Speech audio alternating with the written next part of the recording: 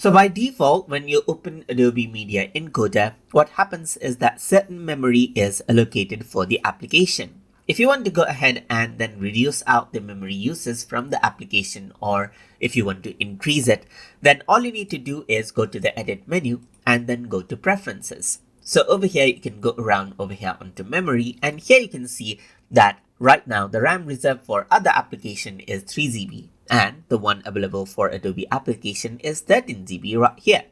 And you can see the total RAM installed as well.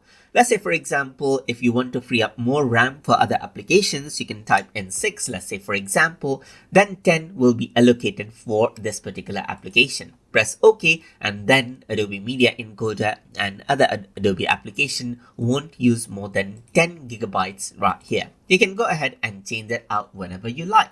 So that is how you can simply go ahead and change out memory allocations as necessary in Adobe Media Encoder. So I hope you guys learned something as always. And as always, please like, comment, share, and subscribe.